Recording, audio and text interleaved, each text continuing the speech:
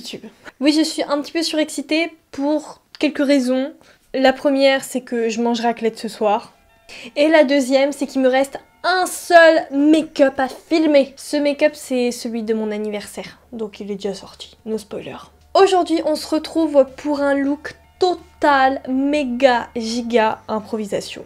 En gros, j'ai reçu un colis, je l'ai déballé et j'ai fait « Ok girl, freestyle ». Le maquillage est vraiment à la portée de tous et toutes. La seule chose que j'ai à vous dire, c'est que, ok, il est à la portée de tous, mais ça prend un petit peu plus de temps parce qu'il doit être très précis. Allez, je ne parle pas plus longtemps et je vous laisse tout de suite avec la suite de la vidéo.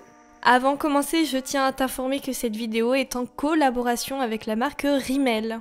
Comme ça, si t'as pas forcément le temps d'aller faire les boutiques, de t'acheter du maquillage, sache quand même que tu as l'option d'aller en grande surface et de trouver tout ce dont tu as besoin là-bas pour faire un make-up Halloween assez sympa. Pour ce maquillage, on va partir sur une base de beauté et ensuite on va accentuer ça avec un petit peu d'artistique. Donc tout naturellement, je commence par hydrater ma peau, je dépose une base et ensuite un fond de teint. Ah oui, l'année dernière, je l'avais aussi essayé pour un tuto et j'étais un petit peu sceptique, mais en fait, en le réessayant cette année, je me suis fait un autre avis, étant donné que l'année dernière, je croyais absolument que c'était un fond de teint mat et je trouvais qu'il séchait pas, alors qu'en fait, il donne un teint glowy. Enfin, je sais pas si j'arrive à me faire comprendre. Enfin bref, moi, je trouve qu'il a bien tenu et qu'il met pas trop en valeur tes pores, donc finalement, il est vraiment remonté dans mon estime. Ensuite, j'enchaîne en matifiant tout ça avec une poudre. C'est la Stémat et pour le coup c'est une très bonne poudre, je l'utilise quotidiennement. Je continue le travail du teint étant donné qu'on vient d'unifier tout ça en mettant du fond de teint, d'une poudre.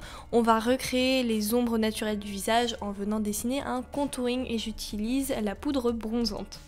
J'ai vraiment rien à redire sur ce produit, il s'étale super bien et au niveau de la couleur c'est pas trop orange, c'est vraiment nickel. Donc en plus de redessiner mes ombres du visage, je vais réchauffer mon teint. Ensuite, on va rajouter un petit peu de couleur avec un blush bien rosé, comme ça ira avec l'univers violet que je vais donner juste après avec le maquillage des yeux.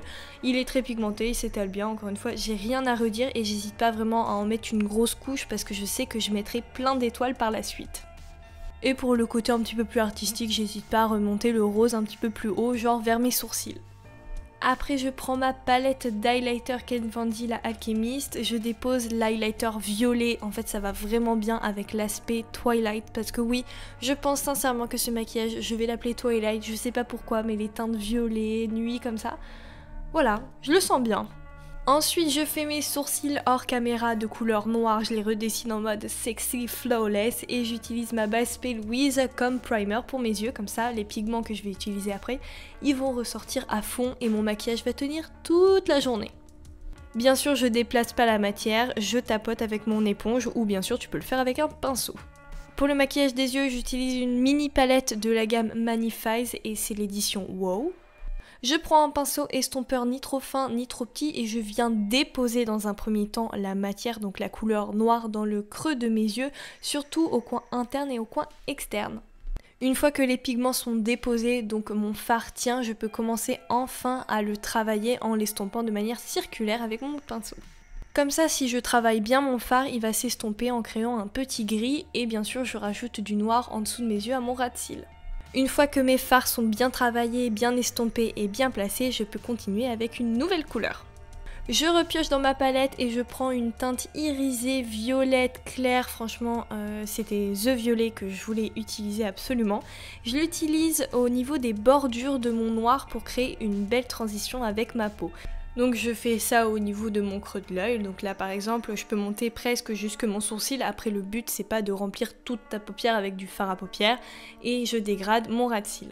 Il se peut qu'en mélangeant ces deux couleurs entre elles, le noir perde un peu de son intensité, c'est pas grave, on en rajoute, on le retravaille et ensuite au milieu de l'œil je viens déposer une couleur très lumineuse, un argenté. Nouveau produit que je ne connaissais absolument pas, c'est une sorte de liner qui se décompose en paillettes. Je le savais même pas, mais instinctivement je l'ai utilisé comme ça, c'est-à-dire que j'ai déposé des paillettes au niveau de mon Halo Eyes, donc de ma teinte grise. Elles sont transparentes, irisées, très belles. Et j'utilise ce même produit mais d'une autre couleur en guise d'eyeliner. Je commence avec un petit violet pour rappeler le côté Twilight et ensuite je termine avec un liner classique. D'ailleurs, ce liner violet est juste sublime. Voilà, je tiens à le dire, je crois que c'est le plus beau produit de la vidéo.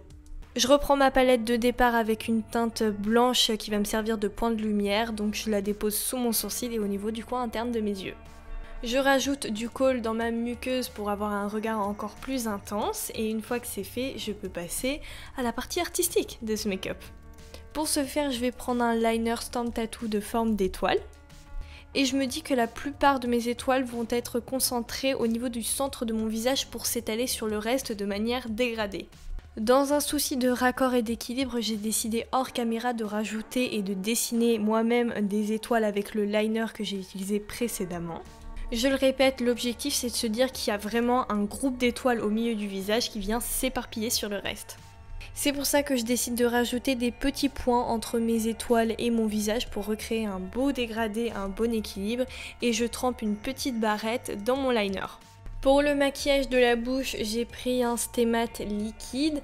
J'aimais bien au début, mais après je me suis dit que c'était pas forcément la meilleure couleur et de toute manière je vais le changer par la suite.